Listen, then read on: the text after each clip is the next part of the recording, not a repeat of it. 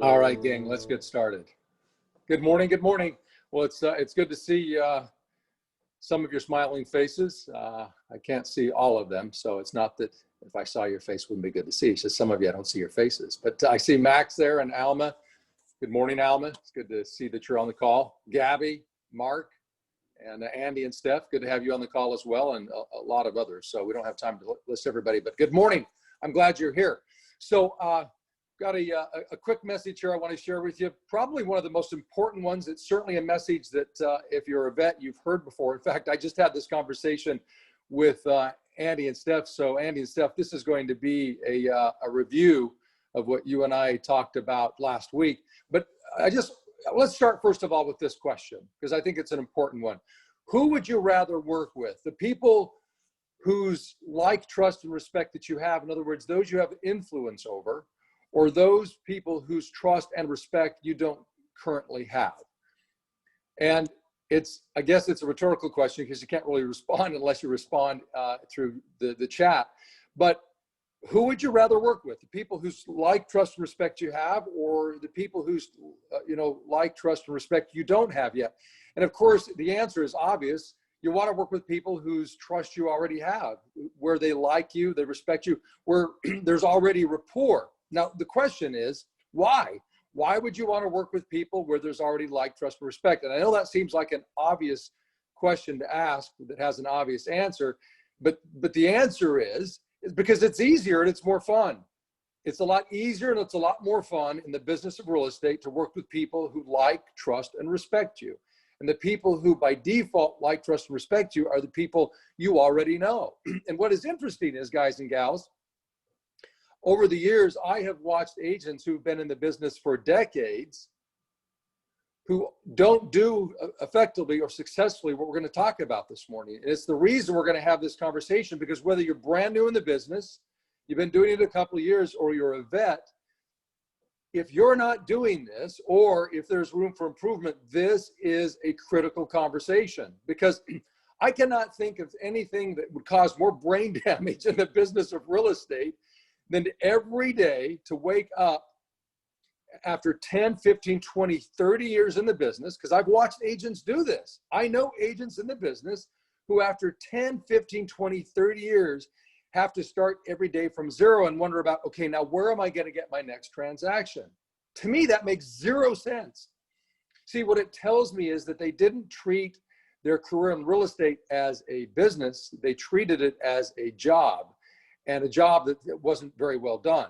Guys and gals, I don't want that to be for you. So it doesn't matter how long you've been in the business. This message is an important one, and it doesn't matter if you've been in the business a long time and you don't have this dialed in. It is never too late. And the fact is that, especially if you've been in the business a long time, it's quite frankly going to make it easier for you to get this implemented. So I want you to write this down if you're taking notes. And I'd prefer that you do. If you don't have a pen and paper handy, man, grab one. But I want you to write this statement down. Predictability and duplication is one of the keys to a successful business. Predictability and duplication is one of the keys to a successful business. So why would I say that? Why would I say that predictability and duplication is a key, or some of the keys to a successful business?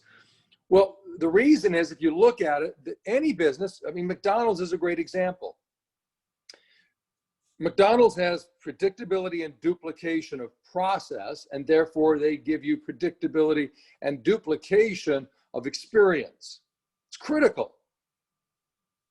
It's one of the hallmarks of a business to have predictability and duplication of process, so that then therefore they can deliver, whether it's a service or a product, to their customers with predictability and duplication at a high level.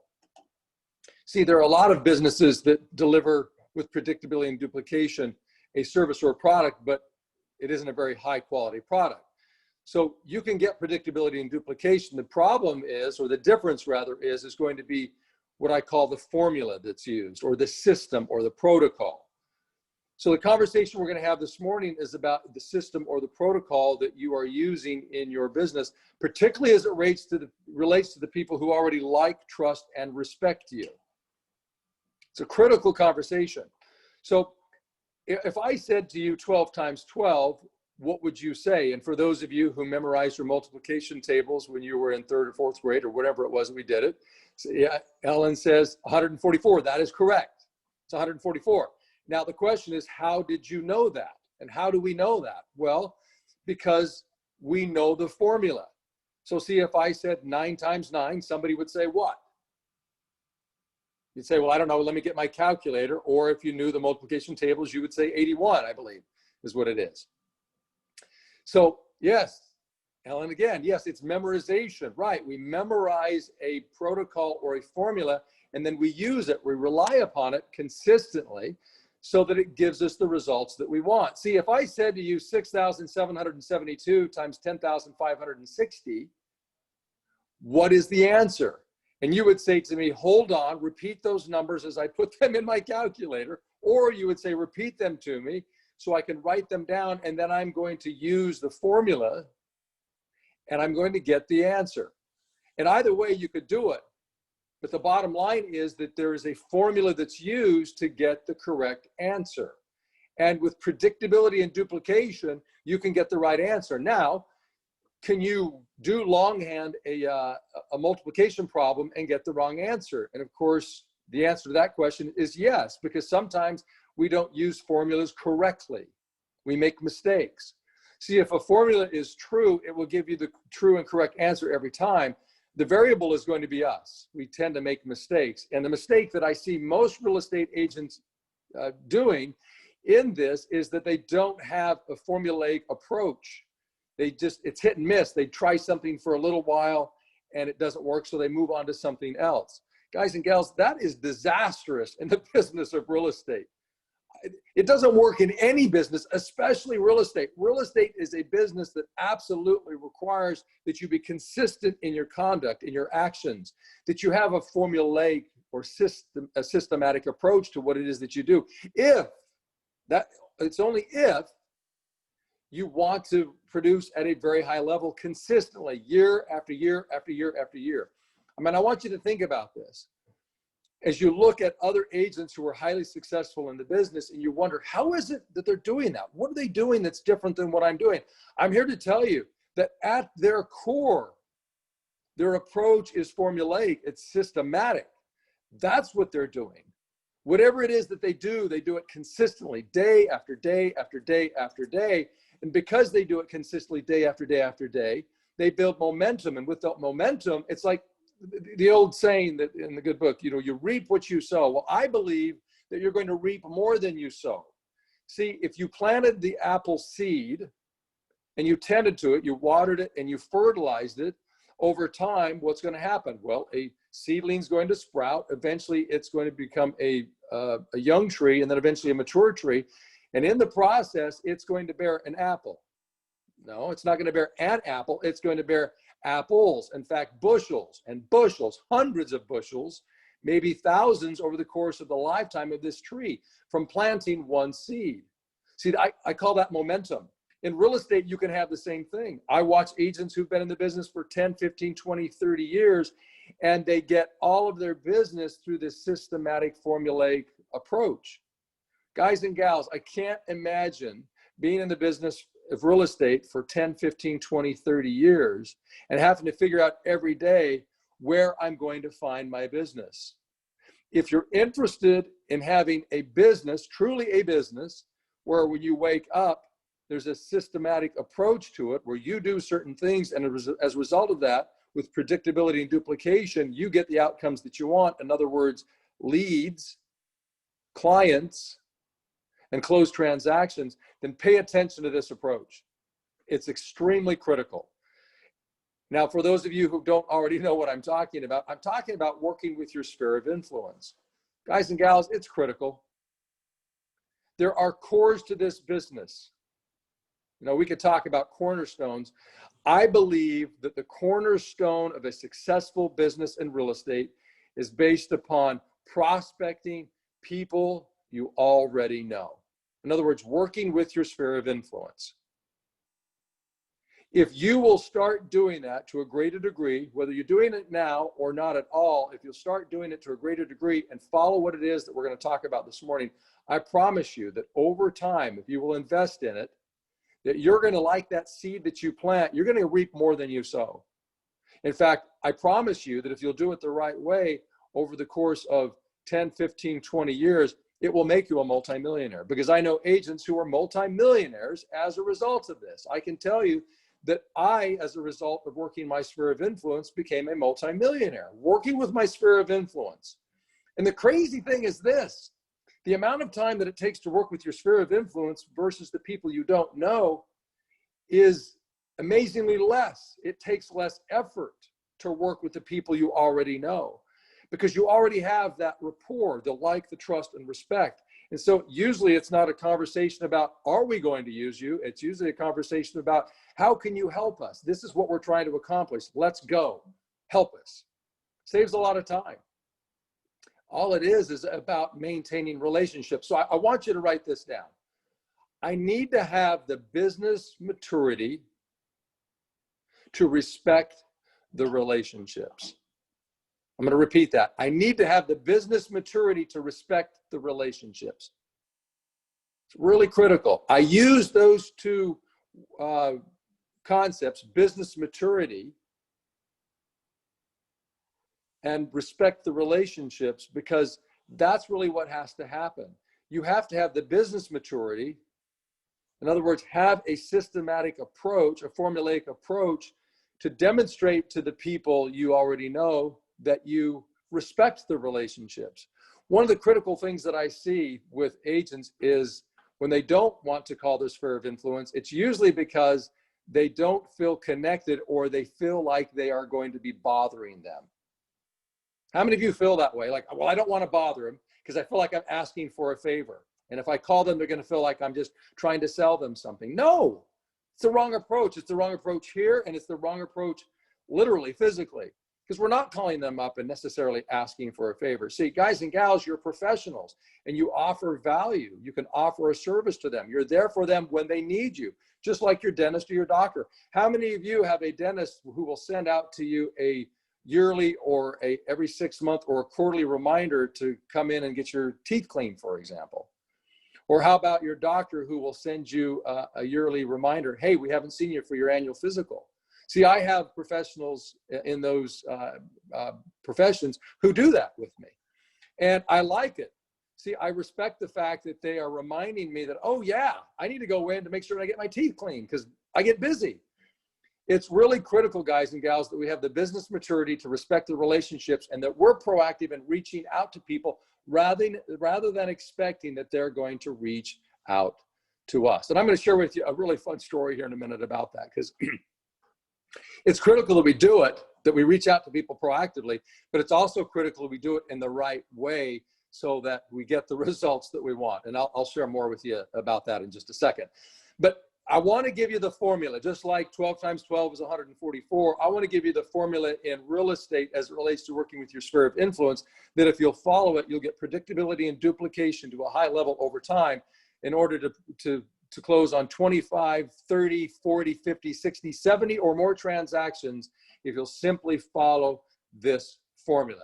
So I want you to write this down, SOI formula, or sphere of influence formula.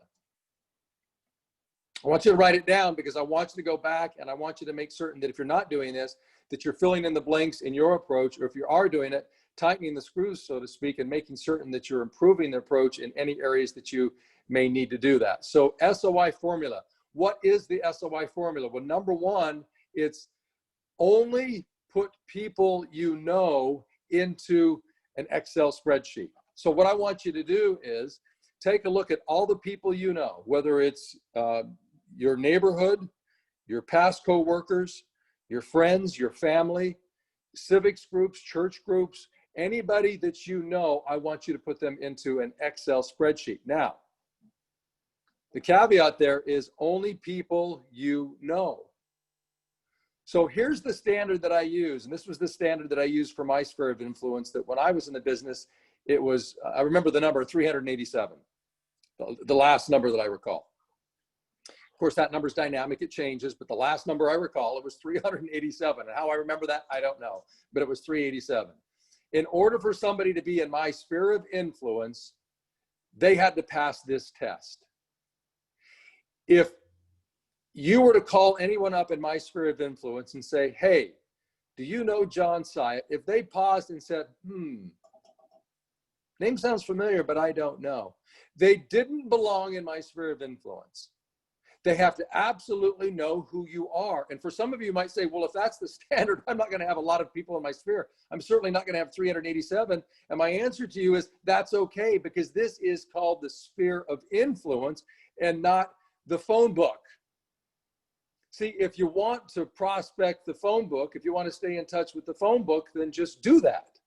But that's not what this is. This is about doing business with, having the business maturity to reach out to people you already know, the people who know you.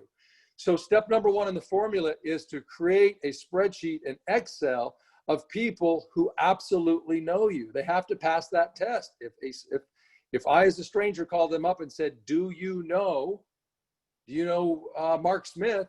And if they hesitate, then they shouldn't belong in your SOI. If they respond by saying, Mark, yeah, of course I know Mark. You're talking about Mark, the real estate agent, or Mark, yeah, he's a member of my church, or Mark, my neighbor, or Mark, my friend. Yes, that guy. Those people belong in your sphere of influence. That's the first step to a successful formula and working with your sphere of influence. Put them in an Excel spreadsheet, and they only belong there if they pass that familiarity test. The second part of the formula is this, guys and gals. I want you to categorize them. They need to be categorized as A's or B's or C's. So you have three categories. You have the A's, the B's, and the C's. Now the A's, these are the folks who will absolutely go out of their way. If you've never read the book Raving Fans, it's a great book. And if those of you who have read Raving Fans, these are your raving fans. These are the people who will go out of their way to ensure that you're going to stay in business and that you're going to thrive in the business of real estate. Because what they will do is they will reach out to you and let you know that they have a friend, a coworker, acquaintance, or even met a stranger who needs assistance in buying or selling real estate. And they gave them your name, and they're calling you up to give you their name so that you guys can connect, so you can help that person buy or sell real estate. Those are your A's. Now, it is a given that if they are going to go out of their way to refer other people to you, that of course, when it's time for them to buy or sell real estate, they're going to pick up the phone and call you and say, hey, Anna, we're thinking about selling our home. We want you to come over and share with us what you think our home's worth, because we really think we're going to move to San Diego. So we'd like to have you come over. And there's never any competition. It's a foregone conclusion that when they decide to buy or sell, you're their gal, you're their guy. Those are the A's. It's important that you know who those people are. The second group or second category is going to be the B's. The B's are going to be the people who will, without question, work with you, but it's important that you reach out to them consistently and remind them that you're in the business. And the reason for that is not because they'll forget about you, because they know who you are. They're very familiar with you. Again, they're your neighbors, they're the people in your civic group, or your churches, or your previous co-workers. These are people who do know you. But the reason that we've got to reach out to them consistently is to remind them that we appreciate the fact that they're on the look for other people who may be interested in buying or selling real estate.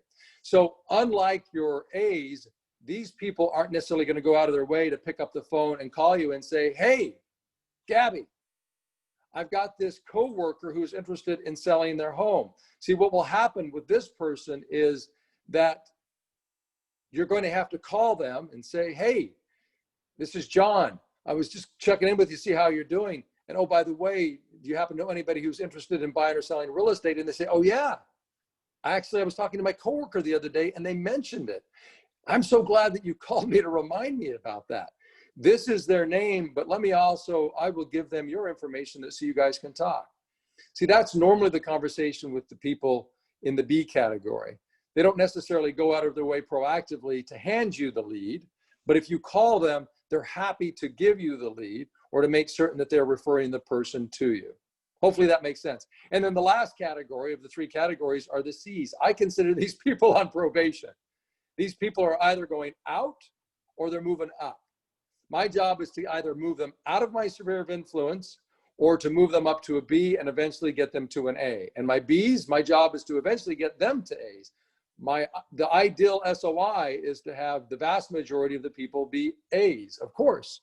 So that you've got this army of people out there looking for business for you and proactively calling you and saying, hey, I've got this friend, family member, past coworker, stranger I met who's interested in buying or selling real estate. So those are the 3 categories, guys and gals. Now, the next step in the formula is going to be, once we've put them in the Excel spreadsheet, they pass that familiarity test of they do know who you are, in fact, and then you've categorized them, then upload that information into a CRM, whether it's Zap or Business Builder or any one that you're familiar with and want to use, but make certain that they are in some sort of system so that you can get a systematic approach, a formulaic approach to maintaining connection with these people. It's critical because, again, what we're looking for is predictability and duplication of outcome. Like McDonald's, there's a reason McDonald's has sold billions of hamburgers. It's not that they necessarily have the best hamburgers, because most of you would say that they don't. And yet every one of you have probably had many McDonald's hamburgers. In fact, they've sold billions. And the reason for that is that McDonald's is best at their systems. They have the most formulaic approach to the business, the most efficient. They get the most predictability and duplication of outcome in terms of quality and speed. And therefore, they sell more hamburgers than anybody else. Not necessarily the best, but more. And that makes McDonald's number 1 when it comes to the sales. Or McMuffins, there you go. Speaking of breakfast. So the next step after uploading it into Zap or Business Builder or some CRM is that then now we've got to do something with it. There you have these people in this CRM. Now what are you going to do? Well, we've got to have a campaign. So step number 4 is to campaign. So I want you to write that down. We have to have a campaign. What does the campaign look like? It's pretty simple. Number 1, your SOI campaign looks like this. There has to be a quarterly snail mail. Send something out to them via the United States Postal Service. Okay? Send that out to them on a quarterly basis, because then step number 2 of the campaign is going to be that you're going to pick up the phone and confirm that they received what you sent them in the mail. See, for a lot of you say, I don't want to call my SOI. I don't know what to say. I don't want to feel like I'm begging for business. I don't want it to be a sales call. It doesn't have to be. That doesn't have to be your thought process, and it doesn't have to be the process that you follow. See, if you'll send them something, and we're going to talk about what you should send them, if you'll send them something and then follow that mailer with a phone call, now you have something to talk about. You can simply ask them, did you get what I sent to you? And I promise you, if you send them something of value, it will be a great conversation. But that's the key. See, if you don't send people something of value, or your conversations aren't valuable, then I can see where you wouldn't want to call people and where people wouldn't want you to call them. So this idea of sending something of value is critical. So we send something of value. That's the first step of the campaign. The second step of the campaign is that we make that quarterly call. Okay, so it's a quarterly snail mail. It's a quarterly call. The next step of the campaign is to send out a monthly email. Okay, send them something via email once a month. Okay, and then step 4 of the campaign or the formula with your SOI is to post on social media. You know, the frequency, that's debatable, but I would tell you at a minimum once a week, if not 2 to 3 times a week. In other words, remain relevant, because I'm assuming that those who are in your sphere of influence, every one of them should be friends on Facebook or Instagram, and therefore you should be providing touches on social media consistently and remaining relevant. But the key is going to be making certain that you're providing something of value. Because if what you post is not of value and it's irritating, people will check out or, in fact, unfollow or block you. Then the last step of the formula is this: to do at a minimum 2 client appreciation events per year. Now, right now with COVID going on, that's not practical. That's not going to happen. But long term, what you should have is client appreciation events. So I've seen people do barbecues in the park, barbecues in their backyard, renting a movie theater, doing some sort of a holiday event that focuses on whether it's Easter with like an Easter egg hunt, or something around the 4th of July, or something around Christmas time.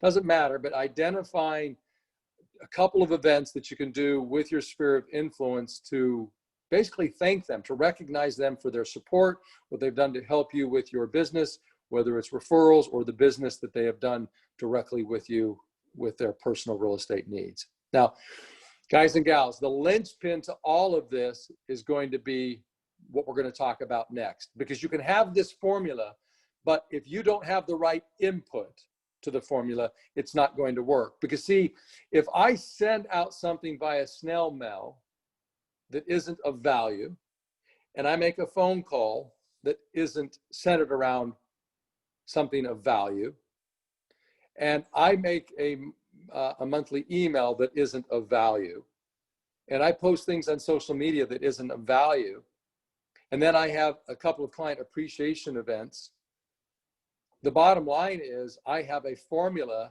that's not going to give me predictability and duplication of the outcome that I want, of a high level of business year after year perennially. Again, the linchpin is this, that it has to be something of value. So remember I told you just a little while ago, I was going to share an interesting, funny story with you. I was talking with an agent a couple of years ago, year and a half, 2 years ago, about this very conversation, about providing something of value to their sphere of influence. And they said, well, so what I normally do is I will send out during the holidays, as well as on anniversaries and birthdays, cards. And what I do around Christmas time, for example, because this was about Christmas time, as I recall, could have been a little bit before, a little bit after, they said, I will send out a recipe card. I have this great holiday bread that I make. It's a family recipe. And so I send it out every year to my sphere of influence. And then what I will do is call them just to make certain that they got the recipe card.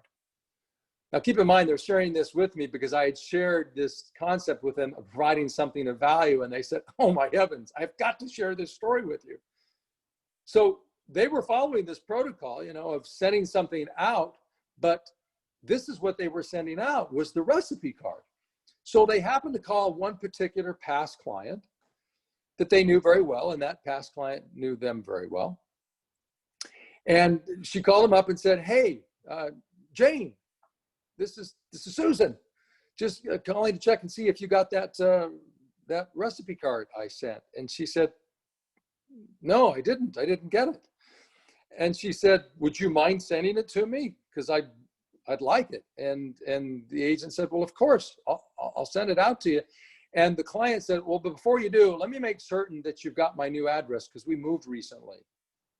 Now, guys and gals, that is a systemic breakdown. That is a breakdown in the formula for 2 reasons. Number one, because what I know is that person did not receive anything of value that related to real estate. And as a result, didn't think about this agent, the client didn't think about this agent when it came time for them to sell their home. See, the client moved because they sold their home and moved into a new home that they bought. They didn't think about this agent because that agent wasn't the agent that they thought about. This agent was a recipe card agent. This agent had great recipes, sent out anniversary cards and birthday cards. The agent they worked with, obviously that agent was top of mind, and they perceived them as a better opportunity for them to buy or sell real estate. So guys and gals, whatever you send has to be of value. So the question is this, it's got to be, I hope you're asking yourself this question, well, John, what is it of value that I should be sending? I'm going to answer it. But before I do, let me ask you this question, because in asking this question, it will give you the answer. What is the number one question that people ask you when they find out that you're a real estate agent, or when you call them up and talk to them and they know you're a real estate agent, what is the number one question that they ask you? Somebody send it in the chat. I want to see what you think. What is the number one question that people ask when they find out if you're an agent or they know you're an agent and you haven't talked to them in a bit? What will they ask you typically? Yes, Amelia Marie. Ding, ding, ding. You answered the $64,000 question correctly. How is the market? Guys and gals, that is the number one question. Yes, what's my home worth? How is the market? Now, the question of how is the market, do you think they ask that question because they want to know if you're surviving, if you're thriving in real estate, you're making enough money? Do you honestly think that that is the reason they're asking the question? And the answer is no, they are not asking for that reason. It is a very self-interested question, which is okay. The reason they're asking is one of two. Number one, they're already invested in the real estate market and they want to know how their investment is what? How their investment is doing. Or they're not in the real estate market and they're wondering, is now a good time to get into the market? So see, if you will answer that question for them, preemptively, proactively, you are providing value to them. If the number one question that people have of a real estate agent is that, then why wouldn't you answer that question preemptively? So why wouldn't you on a quarterly basis send them to the United States Postal Service a report on what happened in the previous quarter? So at the end of March, 1st of April, January, February, March, end of that quarter, you put together a report that gives them a synopsis or basically a snapshot of how the market did in the first quarter. So items such as the median home sales price in your market, the number of homes on the market currently as compared to historically, right? So how many homes are on the market? The number of homes that sold during that period of time. And then what the interest rate was, on average over those 90 days. Now, the key to all of this is going to be giving them perspective. That information is valuable standing on its own. However, it would be a lot more valuable if you gave them that information and compared it to what the market looked like the year before. So if I let you know, for example, that the median home price is $600,000, that tells me something, but it doesn't tell me everything. If I tell you that the median home price in our market is $600,000 and last year it was $574,000, now we're cooking with gas. Now it gives me perspective. Now I know something. I know more. I know that last year it was $574,000, this year it's $600,000. So the average home or the median home has gone up by $16,000 or whatever that percentage is. In other words, it's answering the question. What question? How is the market? See, what I know now is the market is doing what? It's going up. But I'm not just simply saying it's going up. I'm giving them information. I'm giving them evidence, which is what people want. How many of you have a stock that you own or stocks that you own or mutual funds or have some sort of investment account? Maybe a 401k, IRA, or something like that. Most of us probably do. What does your stockbroker or the financial company that services that account do? Every quarter, they will send out a report to let you know how your investment is doing. And I got to believe that for most of you, you're excited each quarter or each month, however often it's sent out, to open that up and see how your investment's doing. Your clients, your people in your SOI are no different. So guys and gals, I'm just telling you, I know it seems simple, but I promise you that if you will answer that question, how is the market, by providing that information on the median sales price, the number of homes on the market, the number of homes that have sold, and the interest rate, and any other detail that you want without making it too complicated, make it brief at a glance. It's easy to see that you can, literally within 15 to 20 seconds, answer that question by just simply glancing at it, looking, that's how the market's doing, right? If you do that, what you're doing is you're providing something of value, just the way your stockbroker does or financial institution, that ultimately lets you know how your investment's doing or whether you should make more investments in that particular commodity. And in this case, it's real estate. Look, guys and gals, Real estate is not that complicated. We make it more complicated by refusing to use the formulas. I always say this, that success has rules. And what I watch most people who get into real estate do is try to change the rules or say, well, I've got a better way to do it. I know the wheel is round, but I'm going to make it rounder. I'm just here to tell you that there have been millions, literally millions of people who have worked on making the real estate wheel round. It's round.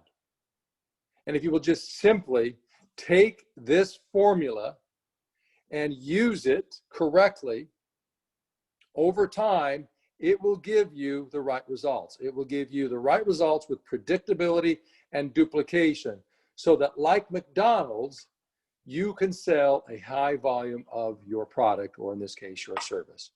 Remember, this is about making certain that we are doing this business efficiently and effectively. I cannot imagine being in the business for 30 years and have to wake up and to call force of my owners by force. If you want to do it by choice, that is great, and knock yourself out. But man, I just know that given a choice, I prefer to work with people who already like, trust, and respect me. So if there's room for improvement in the way you're approaching your sphere of influence, do that. But if you're not doing this, make certain you're implementing this as soon as possible. This is a great time to start doing that as we work into the final quarter of 2020 so that you have this up and running for 2021, because I firmly believe that, guys and gals, we're going to see a lot of movement in 2021 in the real estate market. I believe that firmly. And do not miss that wave and your opportunity to work with people that like, trust, and respect you. All right, so let's finish this up with some closing affirmations. Great job on joining us this morning, and we'll get this closed up. So here we go.